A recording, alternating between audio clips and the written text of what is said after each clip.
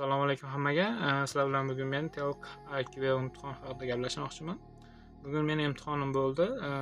Kirdik.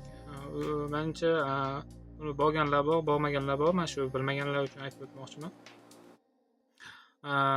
Kirganimizdan keyin imtihonda kompyuter bo'ladi. Shu kompyuter orqali belgilayapti, ya'ni Lesenverstein va Sprachbaustein.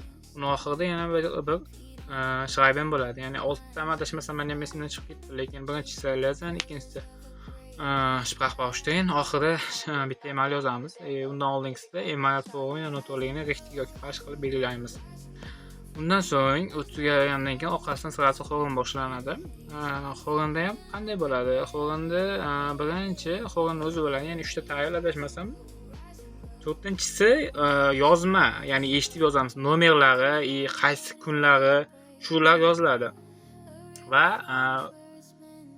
beshinchisida oxirida chatga javob berish yoki bironta mavzuda, ya'ni bironta mavzu berilsa, menga shunaqa mavzu tushdiki, ya'ni qanday desam bo'ladi? Birgalikda sport qilamizmi? Ha, yaxshi deya, keyinchalik nima qilamiz? Yoki birga sportda nima qilamiz degan narsa tushdi. O'sha narsaga javob berib o'tirish kerak. Ya'ni wir zusammen Sport machen oder shunga o'xshagan narsalar yozib o'tib ketsa bo'ladi, lekin juda ko'p emas, ya'ni 2-3 ta gap yetadi. U ham asha Schreibenga kirsa kerak deb o'ylayapman.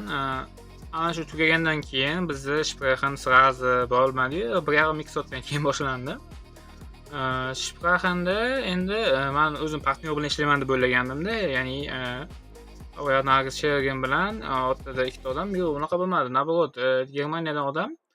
Ya'ni biz kompyuterga qarab, quloqchin taqib, ikkalamiz bir bilan gaplashdik, lekin alohida xonada. Shuningga Sprechenda partnyor bilan yonma-yon o'tiraman deb o'ylamanglar. Bu yerda tekshiruvchi ikkita nazoratchi turadi. Undan so'ng juda ko'p vaqt berilmas ekan. Vaqtni men aniq aytaman. Har bittasiga 5 minutdan 15 minut vaqt beriladi. Ya'ni siz ko'rib, bunaqa tayyorlanishga vaqtingiz bo'lmaydi. Iloji boricha tayyorlanib borishga harakat qiling. Sie vorstellen, tezgina 5 minut o'tib ketadi. Aslan, ya'ni iloji boricha shu narsaga e'tibor bering. O'zingiz haqida tanishtirganingizda, kasbingiz haqida gapiradigan bo'lsangiz, aslan kasbingiz haqida savol beradi ular. Shuning uchun kasbingizni haqida ko'proq ma'lumotga ega bo'ling. Chunki shu narsa sizdan sekin so'raladi. Gemizamit bilan savollar bo'yicha ketadi. Va oxirgisi, ya'ni Warning of the House'ga o'xshagan tema tushadi ikkita. Uni yozib berishingiz kerak va u yoq savol beradi bitta. Ya'ni shu mavzu bo'yicha bizga telefon bering, kursni narxi tushdi. Telefon bo'yicha savol beradi. Oyinga tez telefon qilib turasanmi yoki gaplashasanmi degan.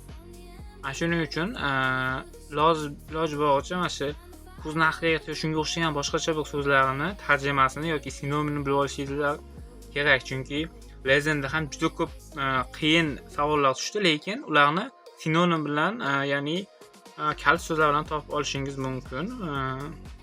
Shu endi agar bironta qo'shimcha kerak bo'lsa aytishingiz mumkin.